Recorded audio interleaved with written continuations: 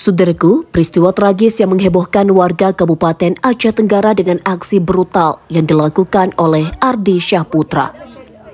Ardi Syahputra melakukan pembunuhan dengan cara membacok menggunakan parang kepada 5 korban di Desa Uning Sigurgur, Kecamatan Babul Rahmah, Kabupaten Aceh Tenggara pada Senin 16 Juni 2025 lalu. 5 korban meninggal dunia itu adalah pamannya Nayan, 50 tahun, dan sepupunya sendiri Elvi 16 tahun, Laura 13 tahun, Fajri 2 tahun, dan Dayat 26 tahun. Pada Rabu, 25 Juni 2025, tribungayu.com mendatangi kediaman rumah Samidah yang merupakan nenek dari pelaku pembunuhan tersebut. Ardi Syahputra sendiri merupakan cucu dari anak perempuannya yang saat ini sudah bercerai dengan ayahnya.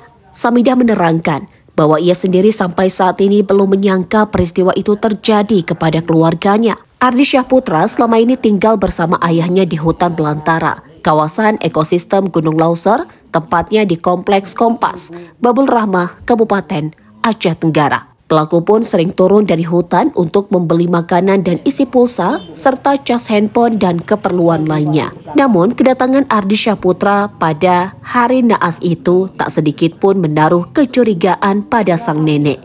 Ia tampak datang seperti biasa ke rumah nenek. Karena dianggap tidak ada persoalan, Nek Samidah akhirnya pergi ke kebun mengambil daun pisang untuk keperluan kuah yang akan ia buat. Nek Samidah meninggalkan Ardi bersama 4 cucu lainnya di dalam rumah. Ia sama sekali tidak menyangka Ardi Syahputra tega melakukan pembunuhan brutal terhadap paman dan saudara sepupunya sendiri. Saat tiba di rumah, Nek Samidah menangis histeris tidak kuasa melihat anak laki-laki dan 4 cucunya tergeletak dan bersimbah darah. Ia pun meminta aparat kepolisian melakukan hukuman berat terhadap pelaku. Meski darah dagingnya, ia tidak terima anak laki-laki dan 4 cucunya dibunuh dengan brutal. Dari Aceh Tenggara, Romadhani, Tribun Gayu.